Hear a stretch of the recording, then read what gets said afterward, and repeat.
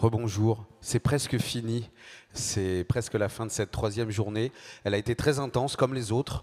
On a beaucoup parlé aujourd'hui sur le Sierra Food Forum d'élevage, d'agriculture, de reconnexion à la terre, d'essayer de comprendre les liens qui se tissent entre la production végétale, animale et la table et nos bouches. Et il y a un sujet qu'on n'a pas abordé et auquel on peut difficilement échapper dans les Hauts-de-France, c'est celui qui concerne le poisson. On est quand même entouré de mer.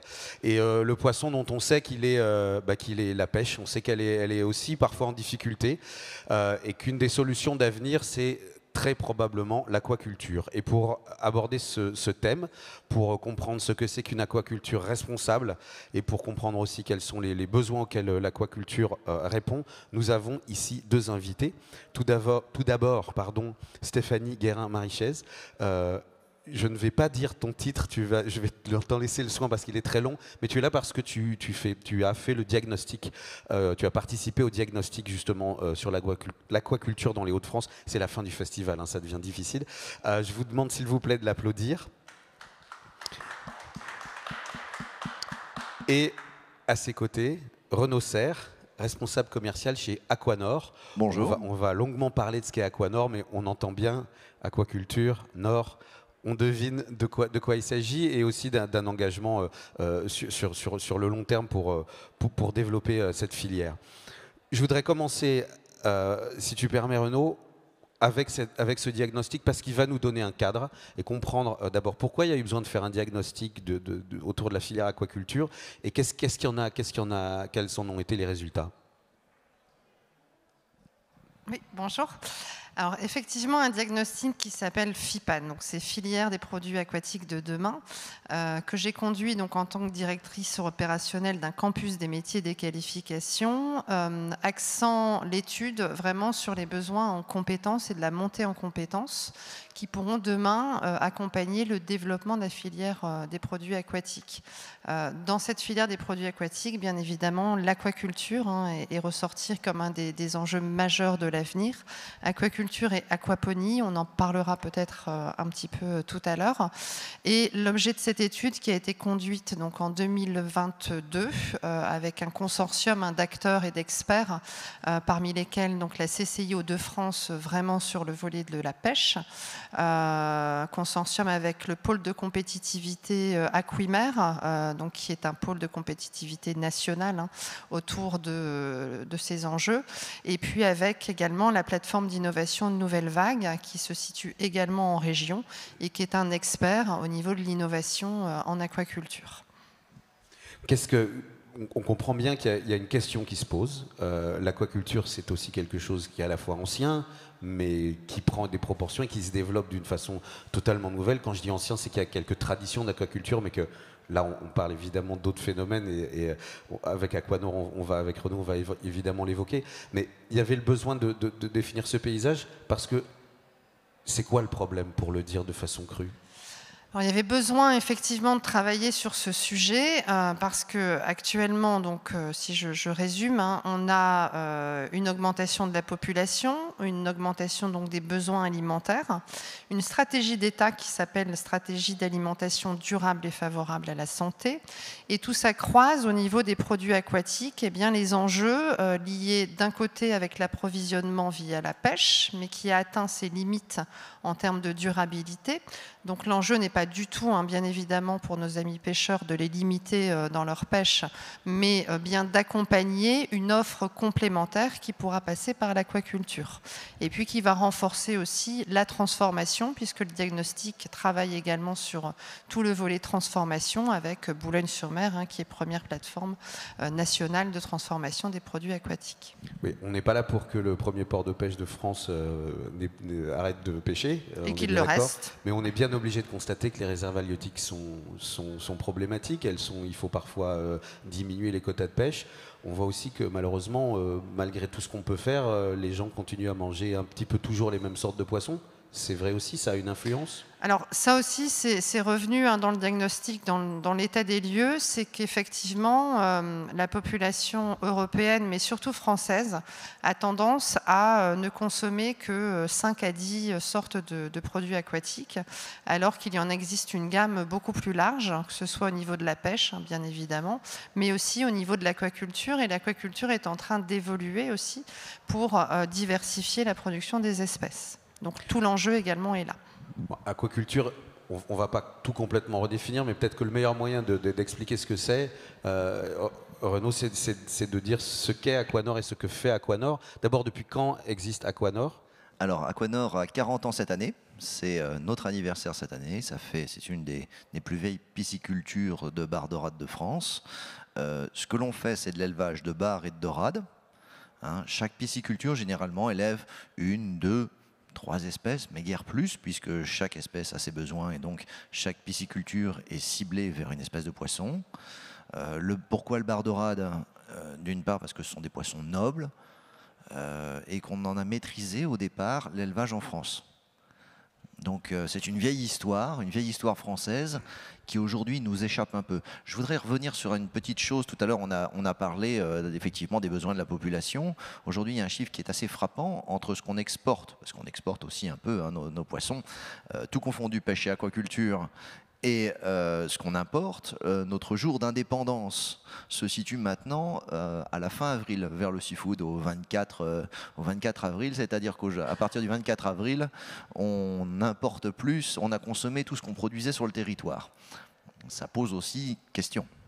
C'est évidemment très effrayant et très surprenant, alors qu'on a pourtant l'impression qu'on a une pêche... Ok, les réserves diminuent, mais une pêche florissante, on a des beaux produits, on a des beaux pêcheurs. C'est la consommation qui a augmenté?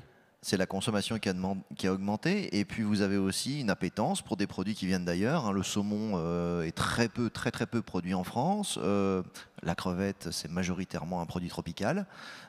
Donc vous avez effectivement des produits français qui partent vers l'étranger et une appétence du saumon qui fait ça aussi.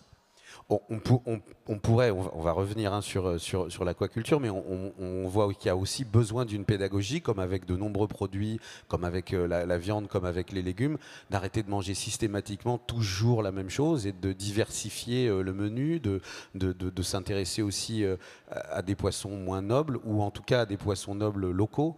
Tout ça, est-ce que dans le diagnostic, il y a aussi des recommandations sur ce type de communication? Alors, le diagnostic, il est quand même autour de pôles. Le premier, c'est accompagner la montée en compétences, alors des acteurs de la filière des produits aquatiques.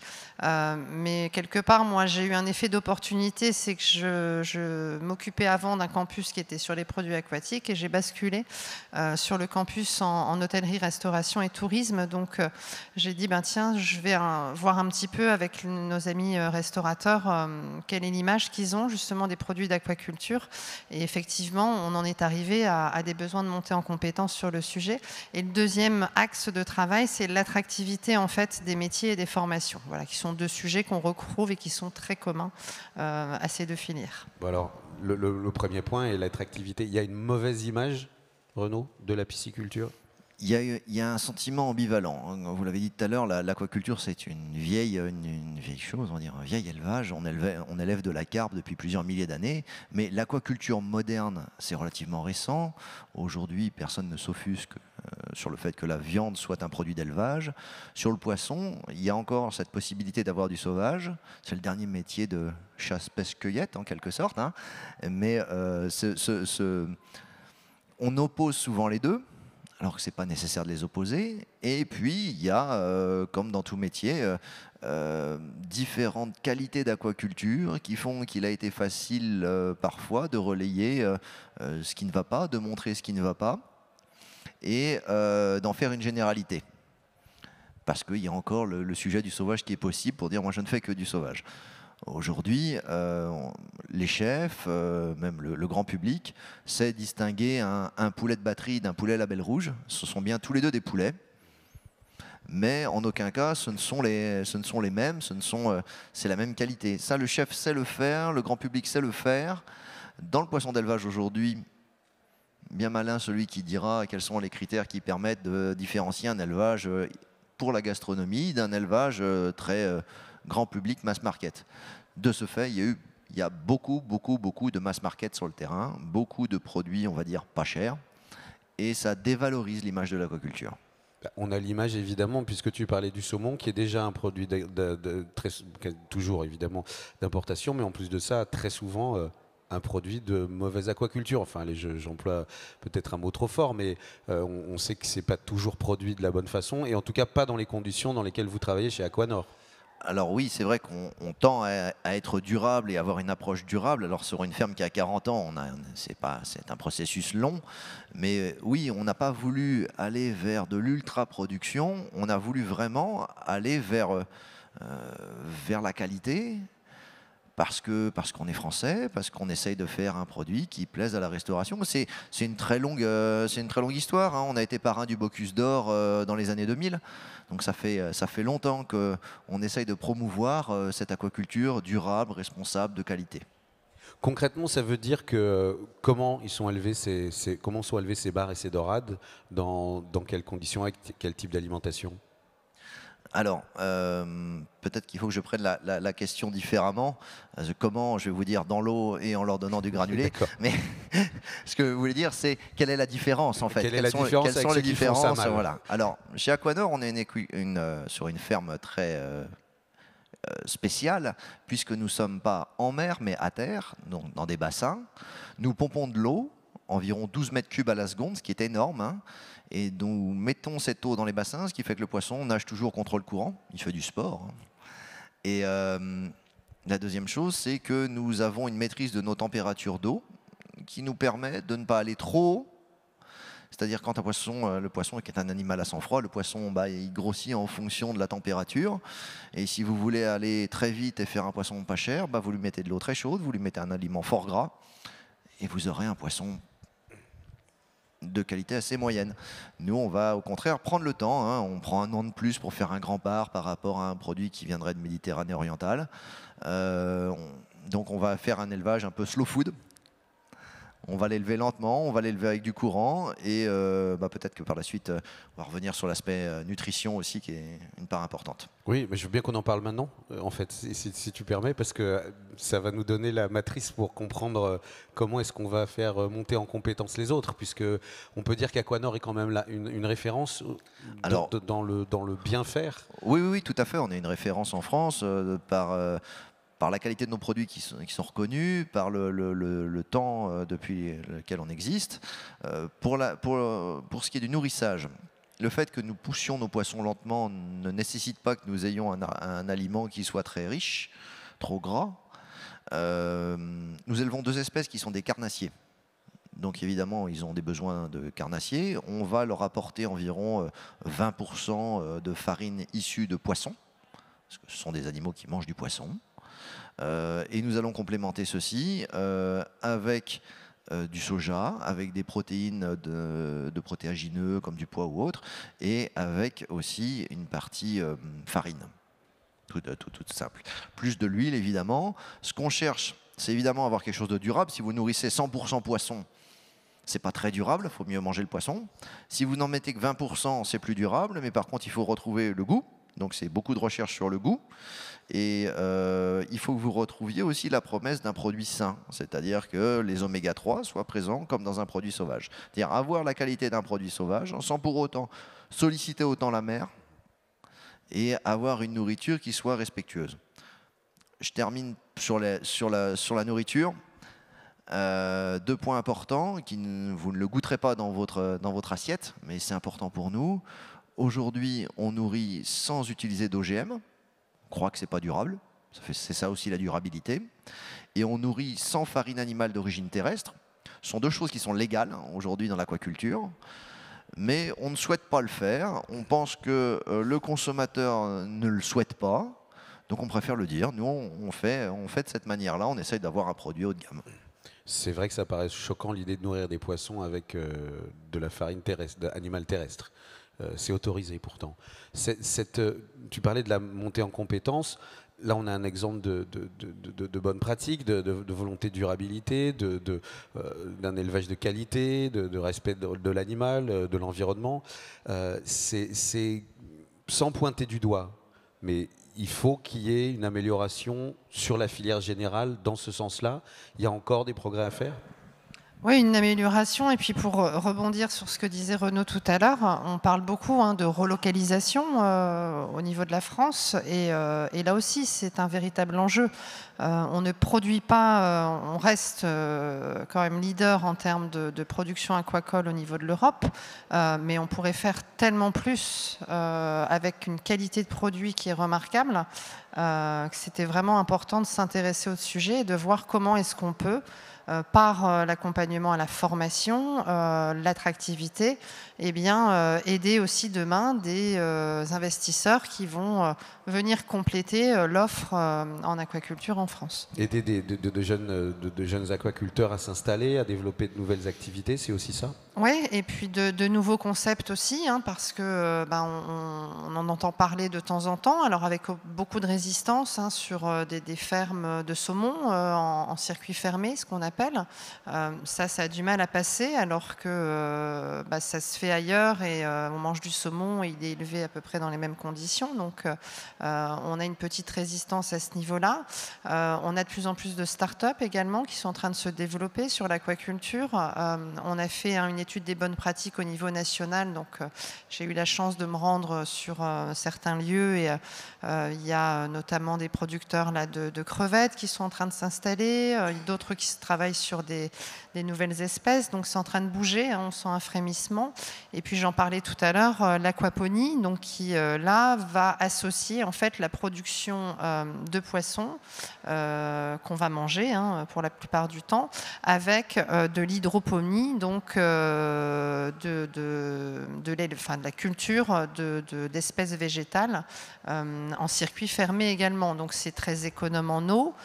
C'est d'un point de vue gustatif, et là aussi, donc j'ai eu l'occasion de travailler avec, d'aller voir quelques exploitations aquaponiques qui travaillent beaucoup avec quelques grands noms et quelques grands chefs, et une qualité du produit, que ce soit du poisson comme des plantes ou des aromatiques, qui est extraordinaire.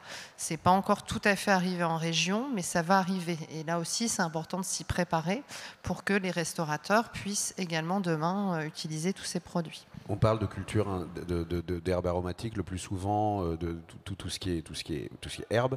On peut faire de l'aquaponie sur beaucoup de choses. On peut faire quasiment virtuellement tout, en fait. tous les légumes. Ouais. Tomates, salade. Tomates, salade, on le voit beaucoup. On en avait parlé avant la table ronde. C'est vrai que ça fait un petit peu peur parce qu'on a quelques exemples de ça à nouveau, fait parfois dans les excès. Enfin, c'est comme sur le saumon, pardon, je prenais un exemple du saumon en disant c'est mauvais, mais parce qu'on sait bien que la Norvège a une production de saumon qui correspond pas forcément même à nos critères, et pourtant... Ça dépend lesquels, c'est pareil. Bon, ça dépend lesquels, d'accord, quand c'est bien fait. Mais la majorité des fermes de saumon norvégiennes sont sans doute pas très comparables à ce que fait Aquanor, en tout cas celles que j'ai vues. On doit pouvoir labelliser tout ça, on doit pouvoir instaurer des bonnes pratiques comme on le fait dans l'élevage.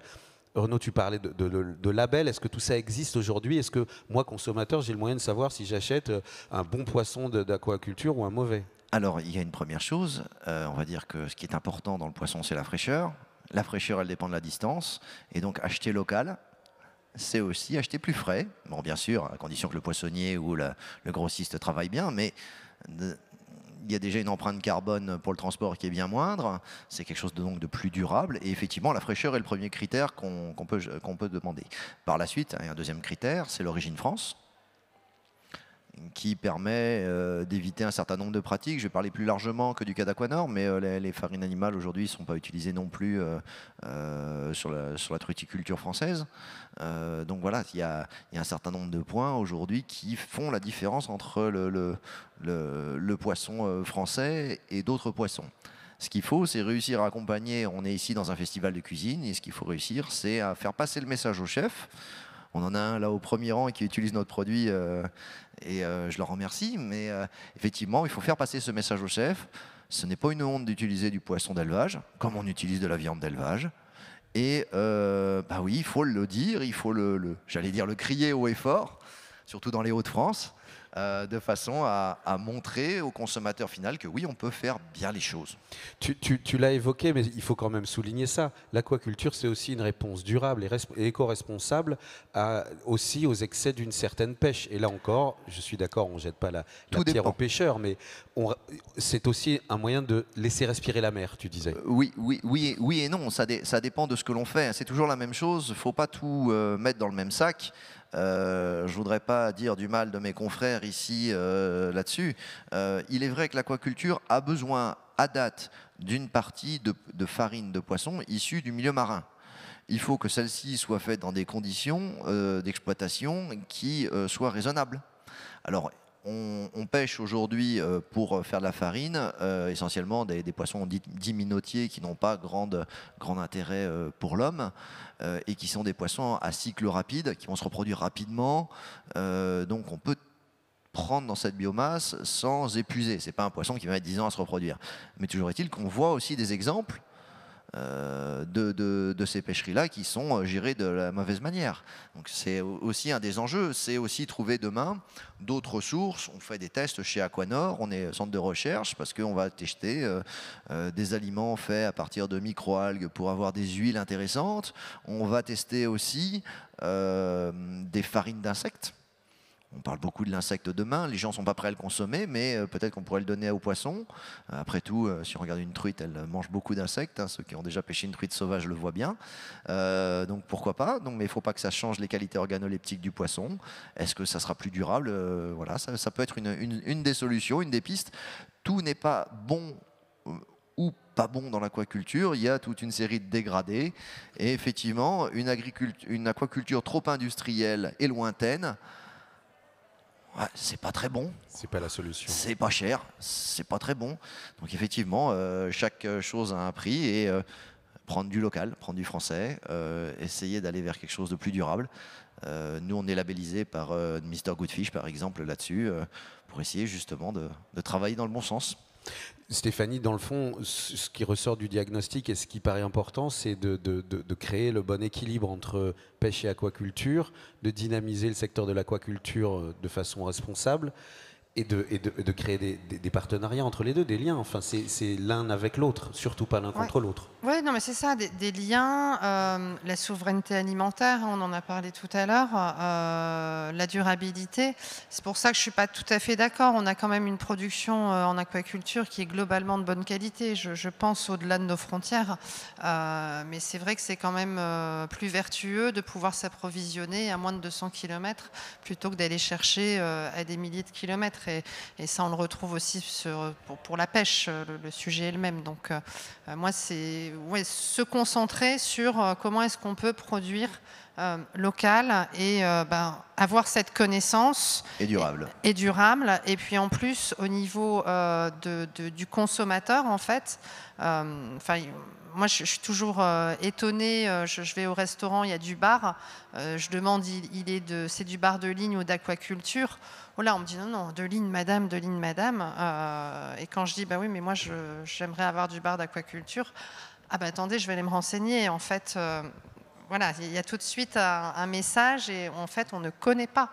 On ne sait pas et on ne veut pas quelque part de l'aquaculture et je trouve ça dommage. Il y a un enjeu réglementaire. Un poissonnier aujourd'hui, sauf s'il triche, est obligé de marquer d'où vient son produit. Après, aux gens de faire leur choix. Effectivement, les restaurateurs aujourd'hui doivent afficher la provenance de leur viande, mais pas de leur poisson. Pas de leur poisson d'élevage. Donc ce qui laisse libre cours à toutes les interprétations. Effectivement, généralement, on ne marque rien.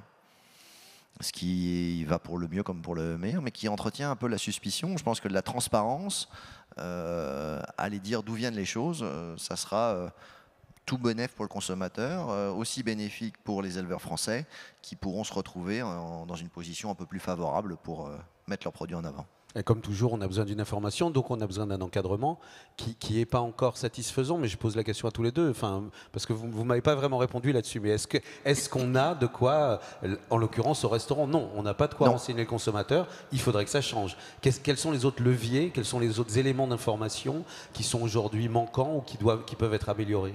Au niveau de la formation et de la montée en compétences, effectivement, dans les formations en restauration, je pense qu'on peut toujours faire mieux et avoir de manière manière générale une connaissance améliorée sur les produits aquatiques. On commence à le faire avec Mr Goodfish, notamment dans des pratiques durables. Et puis de savoir un petit peu, oui, la différence entre un poisson sauvage, un poisson d'aquaculture, de quelle espèce je peux disposer, quels sont les avantages de chacune des méthodes. L'aspect aussi, Renaud, on a toujours du poisson qui est disponible en aquaculture, alors que la pêche, ça va être plus aléatoire. Donc voilà, surtout pas les opposer, bien les aborder en complémentarité. Moi, ça me paraît important. Et puis surtout avoir cette approche locale, régionale, qui est hyper importante. Ce qui est intéressant, de la façon dont tu l'abordais, dont tu l'expliquais, est tout à fait juste. On ne se pose pas la question de savoir si une viande est d'élevage ou non, et on n'oppose pas la chasse à l'élevage, parce que voilà, il y a certaines aquacultures qui sont même devenues parfois par du bon marketing, des produits d'appel. Enfin, je pense en tout cas, je sais qu'en France il est peut-être moins connu, mais le homard de l'Escaut oriental est devenu un des produits de luxe aux Pays-Bas. Il est vendu plus cher que le homard breton. C'est un homard d'élevage. Alors évidemment, c'est un élevage différent, mais quand on voit ce qui se passe en Zélande et dans de très belles fermes d'aquaculture sur des coquillages, sur des crustacés, mais aussi sur des espèces de poissons, les Pays-Bas aujourd'hui et même en Flandre, ça devient une référence de qualité. Il y a des très grands chefs qui les utilisent. En France, on n'est pas encore là, on n'a pas encore on n'est pas passé là. Ça frémit. C'est-à-dire qu'aujourd'hui, on voit bien que, alors, si on prend le bar, qui est un cas particulier, le bar est un produit de luxe quand c'est du sauvage. Donc, effectivement, beaucoup de chefs, face à des prix trop hauts, ont basculé vers de l'élevage, mais ils ne le disent pas. Alors, ça a fait mon beurre aussi, puisque ça me permet d'avoir de nouveaux clients, d'acquérir des volumes sur des produits très jolis, très premium, qui ne trompent pas le consommateur sur la qualité de ce qu'ils auront dans l'assiette au final. Mais par contre, c'est vrai qu'on ne dit pas les choses et on commence tout juste, ça frémit. J'ai en tête 2 restaurants dans les Hauts-de-France qui mettent le produit en disant « bar d'élevage des Hauts-de-France » sur leur carte. En l'occurrence, Jackie Mas ici présent, qui est de l'hôtel La Terrasse à Fort-Mahon, et Benjamin Delpierre. Est-ce qu'on peut avoir un micro? Excuse-moi de t'interrompre. Si on a un micro, rejoignez-nous, Jackie. On sera très content d'entendre justement le témoignage d'un chef. Et j'ai même un étoilé avec la liégeoise à Wimereux, Benjamin Delpierre, mais aussi bar d'élevage des Hauts-de-France sur sa carte. Si ma mémoire est bonne, Benjamin a cuisiné sur cette scène l'année dernière du poisson d'élevage de chez Aquanor. C'est probable. Jackie, merci. Oui, bonjour à tous. Bienvenue, on est bien content. Pas de langue de bois, on devait avoir un chef qui n'est pas venu. Eh ben, écoutez, c'est formidable. Vous nous sauvez, et on a gagné au change. Non, mais moi, Merci bien. Stéphanie Marichet, je connais très bien. Je connais très bien aussi sa position sur le monde de la pêche, du tourisme aussi, parce qu'on est très impliqués ensemble. Et Renaud Serre, ben voilà, je travaille les produits d'aquaculture. Et puis on parlait de traçabilité et d'explication. Mais moi, de toute façon, sur ma carte, c'est marqué Aquaculture Hauts-de-France, tout simplement. Il n'y a pas lieu de tricher sur quoi que ce soit. C'est logique, tout simplement. On n'a pas à se cacher de quoi que ce soit. Par mauvais temps, on est bien content aussi d'avoir des poissons d'aquaculture, notamment de région Hauts-de-France. Et à la limite, si je devrais dire quelque chose de mal, je dirais, mais pourquoi on a attendu et pourquoi le pourcentage de vente n'est pas celui de Aquanor pour la région Hauts-de-France, et que c'est des achats qui viennent. On nous propose aussi des achats qui viennent d'ailleurs. Et ça, c'est pas logique. Je veux dire, il y a une démarche, il faut la mener. Moi, je suis très. Je te laisse le message juste après. Mais moi, je suis très lien du territoire, et c'est ce qui fait aussi qu'on est heureux d'aller travailler avec des gens du territoire. Je me plais à aller peut-être en Grèce ou en Turquie, mais je veux dire, je vais travailler les produits du territoire avant tout. C'est dans l'endroit où je me trouve. C'est important, ça fait partie de la vie. Et là, on est sur un produit vraiment local. On parlait de la qualité, mais là, pour le coup, on te croit sur parole. Mais si on demande au chef, c'est c'est bon, ce bar Ah bah oui, d'élevage. tout à fait. Bah oui, alors, en plus, on a une régularité. La qualité, moi ce qui me prime avant tout, c'est la qualité. Hein, ça, c'est le produit, il doit être là. On ne peut pas s'amuser à travailler n'importe quoi par rapport à un prix et par rapport à une facilité. C'est pas logique. On court après la qualité et après on se dit, bah, voilà, on en prend autant, on va avec le marieur et on se dit, bah, est-ce que vous pouvez pas me faire quelque chose parce que voilà, ça rentre dans mon menu, dans mon groupe ou dans le budget avec lequel on va se faire plaisir. C'est aussi le cheval de bataille des entreprises. Lorsque vous voyez par exemple un restaurant qui commence à faire un groupe avec un menu affiché à l'année avec du bar, on ne peut pas dire que c'est un bar sauvage, c'est pas possible, quoi. Donc on sait très bien que c'est de l'aquaculture. Qu'on le signale ou qu'on ne signale pas, c'est logique, quoi. Je veux dire, vous avez mauvais temps, vous avez la pêche au bar et il n'y a pas une régularité dans les tailles, dans les poids, dans tout ce qu'on veut. Moi, je travaille du bar sauvage. J'aime bien aussi travailler du bar sauvage. Je ne suis pas fermé du tout à ça. Par contre, à ma carte, pour l'avoir de tous les jours, il y a un marailleur de Boulogne qui me délivre le travail de l'entreprise Aquanor. Et du coup, ça peut devenir un argument positif vis-à-vis du client, de se dire justement, je sais que je mange un produit local, le chef me le dit, c'est écrit sur la carte, et je sais que je suis en train de manger quelque chose d'ici. Alors, effectivement, c'est là qu'on a un travail à faire, nous les chefs, et aussi la maison Aquanor notamment, puis Campus des métiers, bien sûr, mais on le mène. C'est qu'on a un travail de transmission, d'explication, De pédagogie. de pédagogie. Nous, là, je n'ai pas été encore visité, mais je te compte y aller, mais je cours un petit peu dans toutes mes démarches aussi, de mes jours de repos, de ma vie, c'est aussi ça, c'est rencontrer les bonnes personnes et trouver du plaisir dans tout ça. Et on doit trouver cette fibre et pouvoir l'expliquer. Mr Goodfish, je suis référent Mr Goodfish, ambassadeur un peu des produits Mr Goodfish. Là, on en a discuté, je me suis quand même posé la question aujourd'hui. Et peut-être que je le savais, mais je l'ai oublié, quoi. J'ai pas oublié que c'était un bon produit, mais j'ai oublié que c'était Mr Goodfish. Donc voilà, il faut peut-être faire plus de communication dans toutes les périphéries du bien autour de la région. C'est pas uniquement le chef qui doit en parler, c'est pas uniquement un chef d'entreprise ou un directeur commercial qui doit en parler, c'est un travail de tout le monde. Et après, ça sera publié, ça sera porté par les acteurs de la région, c'est-à-dire les gens qui consomment. Il y a un travail d'information à faire, et c'est vrai, on en parlait, Stéphanie, avant la table ronde. L'année dernière, on a parlé des réserves halieutiques. On sent que c'est un sujet où il y a quand même aussi de l'affrontement. Il y a aussi des opinions assez tranchées, il y a aussi des regards parfois un peu biaisés des deux côtés. Oui, c'est ça, oui. Des deux côtés. Et puis, oui, une méconnaissance globale, parce qu'on parle d'aquaculture là, et de poissons, mais on l'a dit tout à l'heure, hein, tous les élevages de truites en région, où on est deuxième producteur au niveau national de truites, c'est important. On a toute la partie de la conchiliculture aussi, mytiliculture pour la région. On est une grande région qui sont des élevages d'aquaculture. D'aquaculture, ouais. On a la raniculture sur les grenouilles, donc il y a beaucoup comme ça de secteurs au sein de l'aquaculture, comme au niveau de la pêche, c'est pareil, entre les pêcheurs à pied, les pêcheurs de coquillages, etc., les pêcheurs en mer. Mais c'est vrai que c'est une filière que globalement on ne connaît pas assez.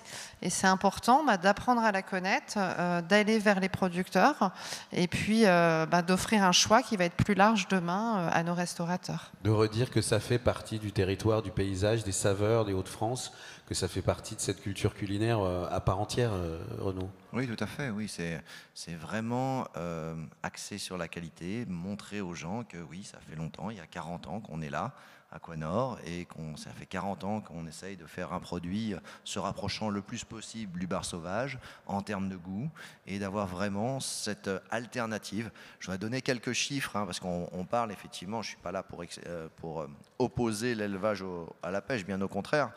La pêche française débarque environ 2000 tonnes de bar par an, ce qui est très très faible comparé aux centaines de tonnes que développe la pêche française en France.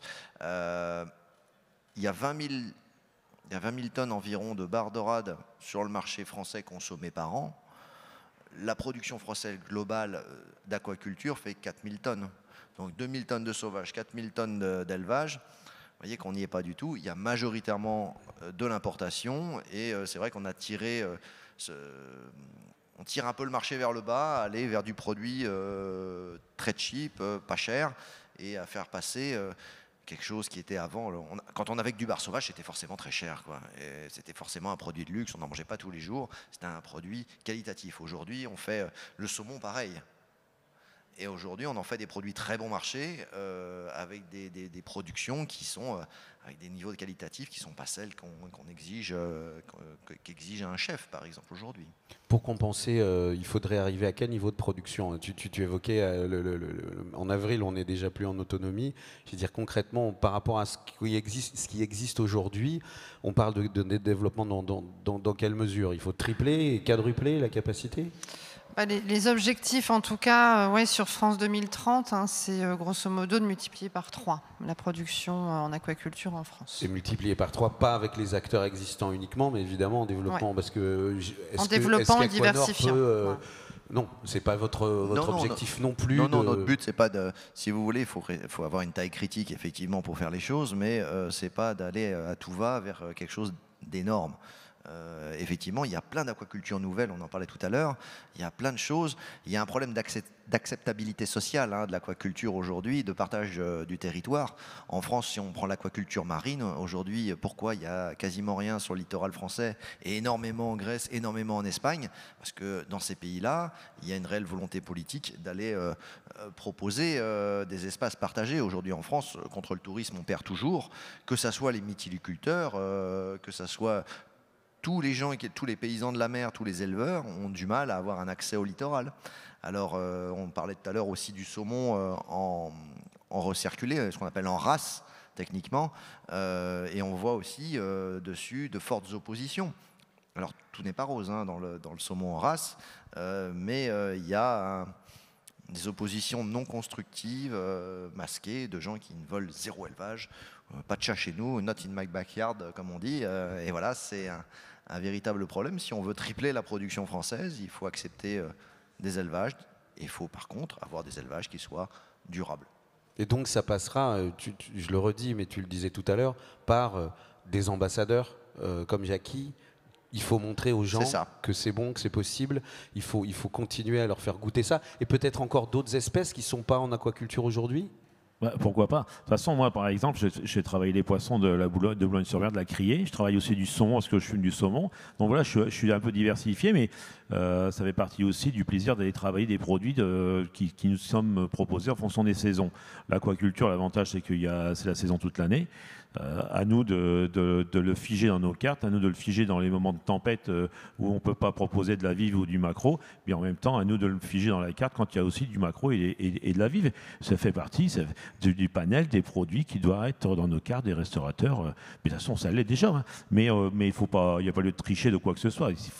Il faut jouer la carte de la franchise. Et après, ce qui est important, c'est de le dévoiler. D'avoir des arguments. Nous, on cuisine, le serveur va vendre, va proposer. Il faut qu'on trouve cette fusion qu'on a entre le producteur, l'aquaculture et la distribution, amener les arguments qui sont bons. On ne va pas commencer à s'enliser à expliquer quelque chose, on n'a pas le temps. Par contre, si on donne les bons arguments, il faut à la limite questionner les gens qui sont en contre et se demander pourquoi ils sont en contre.